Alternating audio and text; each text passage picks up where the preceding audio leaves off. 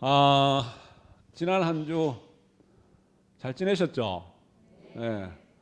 저는 한 주가 무척 길었습니다. 아, 전수님 빈자리가 그렇게 클 줄 몰랐습니다. 네. 전수님 일주일 내내 출장 형식으로 이제 우리 심학가정 불적지 답사를 이제 다녀오셨는데, 뭐 물론 뭐 원래 사람은 든 자리보다 난 자리가 표가 많이 난다고 이야기를 하죠, 그죠?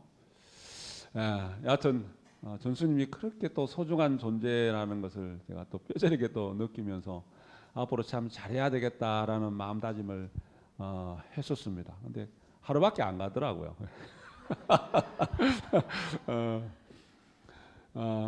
자, 여하튼 우리 가까이 있는 사람들이 늘 소중한 사람들이고, 가장 은혜로운 존재가 이 세상 내가 살아가면서 나랑 가장 가까이 있는 존재들입니다. 근데 우리가 가까이 있으면은 그걸 잘 모르죠.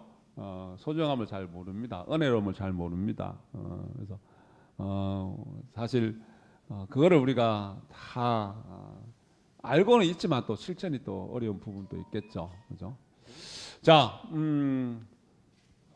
원기둥이라는 게 있습니다. 원기둥 뭐 예를 들어 깡통 그게 원기둥이죠. 깡통처럼 생겨. 예를 들어서 뭐 캔 음료수가 원기둥입니다. 위에서 이렇게 바라보면은 원으로 동그란 원으로 보이고, 세워놓고 정면에서 바라보면은 직사각형으로 보입니다. 그죠? 위에서 바라보면은 원으로 보이고 정면에서 바라보면은 직사각형으로 보입니다. 오리 토끼 오리라는 게 있습니다. 그림을 그려놨는데, 오늘 뭐 이렇게 사진을 보여주시면 좋았을 텐데, 그림을 그려놨는데, 자세히 한 면으로 보면 왼쪽을 바라보고 있는 오리처럼 보입니다. 그런데 또 자세히 다시 다 바라다 보면은 오른쪽을 바라보고 있는 토끼처럼 보입니다. 그러니까 오리의 오리의 주둥이가 반대로 보면은 토끼의 귀처럼 보인다는 이야기입니다. 나중에 한번 인터넷 들어가서 한번 보시면 보입니다. 근데 오리 토끼라는 것인데, 그게 뭘 의미하냐면은 오리로도 보이고 오리로처럼 보이기도 하고 토끼처럼 보이기도 하는데, 사람이 내 관점에 따라서 오리로 보는 사람이 있고 토끼로 보는 사람이 있습니다. 근데 그 모습은, 그 그림이나 사진은 그 그림이라고 합시다. 그림은 변치 않습니다. 그 모습 그대로입니다. 그 모습 그대로인데 관점에 따라서, 그 관점의 틀에 따라서 내가 오리로도 볼 수 있고 토끼로도 볼 수 있다. 내 관점에 따라 어디서 어떤 시각으로 바라보느냐에 따라서 그 원기둥이 원으로 보이기도 하고 직사각형으로 보이기도 한다. 근데 뭐냐면은 원과 직사각형을 동시에 인지할 수 없습니다. 내가 봐서 요렇게 보니까 토끼네, 요렇게 보니까 오리처럼 보이네. 근데 오리와 토끼를 동시에 못 봅니다. 오리처럼 보이기도 하고 토끼처럼 보이기도 한 것은 분명한데, 내가 인지하는 것이 오리와 토끼를 동시에 인지를 못한다는 겁니다. 그게 한계입니다. 우리 인간의 삶은 한마디로 예를 들어서 딱 간단하게 한 줄로 정의할 수 없습니다. 이러이러하다. 의미가, 내가 살아가는 삶의 의미가 한 가지 두 가지로 정의될 수 없고 많은 의미를 갖고 있습니다. 그죠? 근데 한 가지 의미로 딱 보려고 덤벼들면은 오해하기가 쉽고, 그리고 편견에 빠지기가 쉽고, 그리고 왜곡수가 되기 쉽습니다. 실제 있는 그대로를 놓치기가 쉽다는 이야기입니다. 그런 의미를 갖고 있어요. 그죠? 그래서 그게 이제 시사하는 바는 뭐냐 하면은, 뭐 여러 가지 뭐 철학적으로도 이야기를 하고 하지만은, 우리 마음공부 차원에서 바라다 보면은, 내가 잘 본다고, 내가 바르게 생각한다고, 내가 옳다라고 보는, 실수하지 않고 본다는 그것이 관점에 따라서는 다른 사람은 다르게 보는 것이 잘못됐다는 것이 아니라는 이야기입니다. 잘못됐다는 거죠. 그런데 그래서 우리 삶도 내 인생도 내 인생도 많은 의미를 갖고 있는데, 예? 많은 의미를 갖고 있는데 다른 사람이 내 인생을 바라보고 내가 다른 사람을 바라볼 때 내가 보는 관점에서 그렇게 정의를 해버리고 판단을 해버리고 그렇게 되면은 편견이 되기 쉽고 그리고 진실을 놓치기가 쉽다는 이야기입니다. 진실을 놓치기가. 그죠? 자, 그래서 우리 실행론 가르침에도 하늘에 저 밝은 달이 둥근 보름달이 보는 사람에 따라서는 슬프게 보일 수도 있고 보는 사람에 따라서는 환희하게 보일 수도 있습니다. 똑같은 달인데 그죠? 우리 사찰에 가면 풍경 소리가 들리면 딸랑딸랑 바람이 불면은 우리 심당에 풍경이 안 들린 것 같아요. 그죠? 없죠? 어쩌다 풍경을 닮아하는 데 있으면 풍경을 다 달아놓을까 싶습니다. 바람이 너무 많이 불어서 안 되나? 딸랑딸랑 소리가 염송할 때 들리면은 마음이, 물론 염송하는 것 자체가 마음을 편안하게 하지만 염송하는 그 순간에 딸랑딸랑 소리가 참으로 예쁘게 들리기도 합니다. 그런데 또 사람에 따라서는 풍경 소리가 예쁘지 않게 들릴 수도 있습니다. 우리 왜 종소리 비유 잘 아시죠? 종소리. 그죠? 사찰에 한 여인이 스님을 찾아뵙고 그 여인이 홀로 살아가는 여인인데 사업을 해서 돈을 많이 버는 여인입니다. 그런데 스님한테 이야기하기를 한 총각이 내가 저렇게 좋다고 이야기를 하는데 총각하고 같이 내가 갈까요? 가지 말까요? 묻습니다. 그래서 스님이 어떻습니까? 저 종소리를 들어보라. 종소리가 뭐라고 하느냐? 종소리가 가거라 이야기를 하네요. 그러면 가라. 그죠? 몇 년 뒤에 다시 혼자 왔습니다. 돈 다 떨어붓고 혼자 왔습니다. 후회하면서 스님한테 이야기하기를 뭐라 그럽니까? 스님 그때 왜 가는 걸 저를 말리지 않았습니까? 후회됩니다.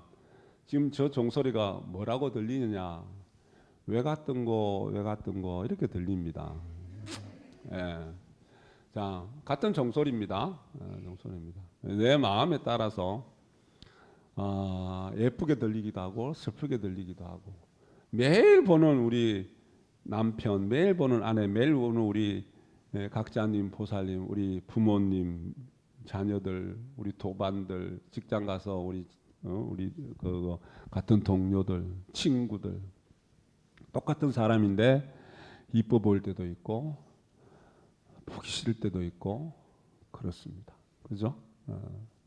그 다 어디서 시작됩니까? 물론 뭐 우리가 현실적으로는 그 사람이 이런 행동하면 이쁘고 저 사람이 저런 행동하면은 믿고 그렇게 이야기를 하지만은 그거 아닙니다. 내 마음이 어떠냐에 따라서 미운 행동할 때도 이뻐 보일 때가 있고 이쁜 행동할 때도 내 눈에는 내 마음에는 믿게 보일 때가 분명히 있습니다. 그죠? 우리의 잡초 뽑는 이야기 지난주에도 했지만은 난 그 꽃밭을 가꾸는 농부가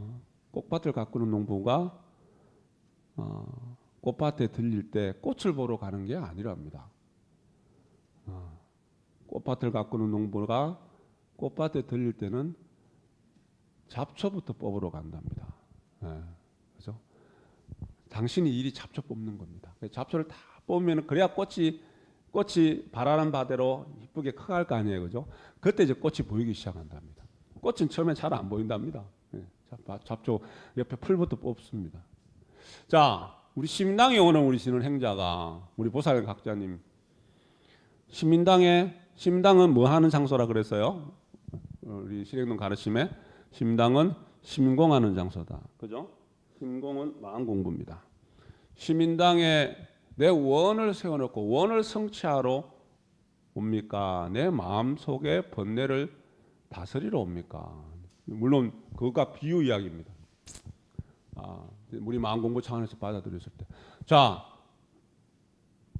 꽃밭을 가꾸는 농부가 꽃을 보는 것이 주 목적이 아니라 첫 번째 목적이 아니라 잡초를 제거하는 것이 주 목적이다. 내 심공하는 우리 신은 행자가 시민당에 심공하러 올 때 불공하는 마음으로 내 원을 성취하기 위해서 오는 것이 아니라 내 마음속에 있는 번뇌부터, 내 마음속에 있는 잡초부터 제거해야 합니다. 그죠? 그래서 우리 시민불교, 우리 진각종의 첫 이름이 무엇이었어요? 참회원. 참회원입니다. 참회원은 참회하는 장소입니다. 참회하는 장소는 마음속에 번뇌를 다스리는 장소고, 그리고 내 마음속에 잡초를 제거하는 그러한 장소입니다. 그렇죠? 마음을, 그래서 잡초를 뽑아서 번뇌를 정화해야지, 번뇌를 없애야지 내 마음이 정화가 되고 내 마음이 밝아지고, 밝아진 만큼 밝아지니 참회를 하니 원이 성취가 되는 것이 있더라. 그건 당연한 어떤 진리의 이야기죠. 그게 인간입니다. 밝아진 만큼, 내 마음이 밝아진 만큼 내 생이 밝아지고, 내가 참회가 된 만큼 밝아져서 원이 성취가 되더라는 겁니다. 그렇죠? 그래서 참회원, 물론 참회도 2참이 있고 4참이 있습니다. 현실적으로 내가 잘못한 것, 실수한 것, 내가 살아오면서 지금 현생을 살아오면서, 아니면 내 업장 속에, 업 속에 있는 그런 것들을 내가 내 허물을 지심으로 드러내면서 참여하는, 그리고 또 이 참은 뭐냐, 우리 교리 참회의 첫 마지막 내용, 구영승불하겠나이다. 그죠? 유의무의일체가 이치의 지혜가 밝고 대비결정코 용예에서 마군을 항복받고 해서 내가 구영승불하겠다. 결국은 뭐냐 하면은 내가 현실적으로 잘못한 것, 과거 허물들을 참회하는 것도 참회지만은 내가 밝히지 못한 것, 내가 결국은 부처되지 못한 그 자체, 예, 그죠? 이치에 밟지 못한 그 자체, 그러한 것을 현실적으로 잘못한 과거도 참회지만 내가 부처되지 못함이 참회입니다. 내가 구경성불하겠다고 늘 원을 세우잖아요. 성불하지 못하는 그 자체가 참회가 되어야 됩니다. 그죠? 참회는 그렇게 넓고 크게 바라볼 수도 있다. 근데 여하튼 참회 그러니까 좀 부정적인 이미지도 있습니다. 그죠? 뭘 들어가고 내가 뭘 실수했나, 뭘 잘못했나, 그죠?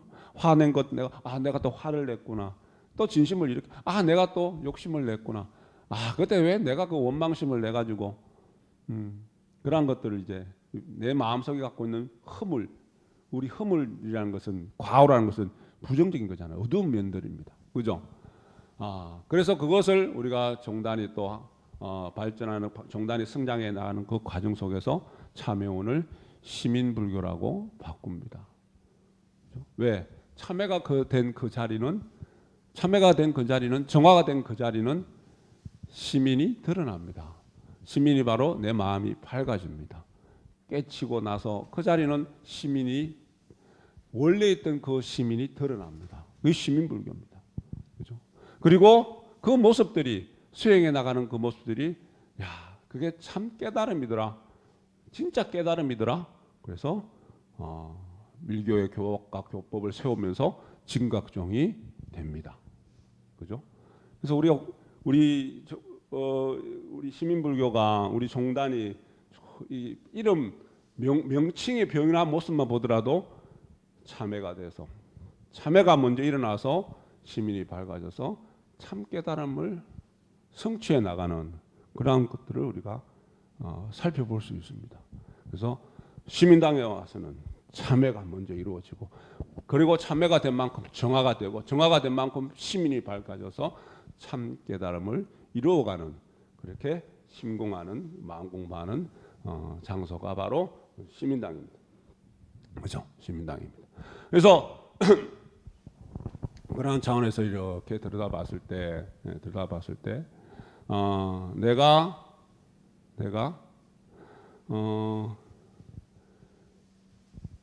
시민당에 탁 들어올 때 우리 마음속에 인생이, 사람이 살아가면서 마음속에 엉어리가 없는 사람이 있겠습니까? 마음속에 원망의 보따리 없는 사람이 있겠습니까? 미움의 보따리 없는 사람이 있겠습니까? 그리고 마음속에는 또 내가 큰 원을 가득 담고 살아갑니다. 수없이 많은 보따리를 갖고 살아갑니다. 그죠? 그런데 이렇게 염송하다 보면은 심당에 와서 염송하다 보면 그 염송 소리에, 우리 도반들의 염송 소리에, 그리고 내 자신에서 일어나는 내 마음의 염송 소리에, 그리고 우리가 경전을 같이 읽어가는 교정과 실행론의 가르침 속에서 부처님의 가르침과 해당 대종사의 가르침의 말씀 속에 내가 꼭꼭 꽁꽁 묶어두었던 마음 보따리의 매듭들이 조금씩 느슨해집니다. 조금씩 헐렁해지기 시작합니다.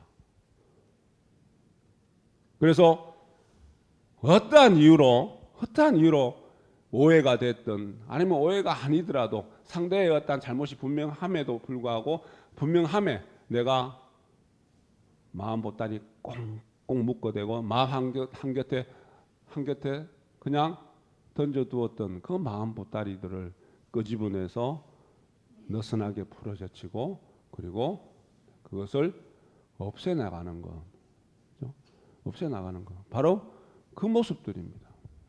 네. 그래서 그것이 다 사라져갈 때, 그죠? 사라져갈 때, 예. 그렇게 내 삶은 점점 밝아지고 내 삶은 점점 행복한 삶이 되어갑니다. 어떠한 것도 내가 견딜 수 있는 힘이 생깁니다.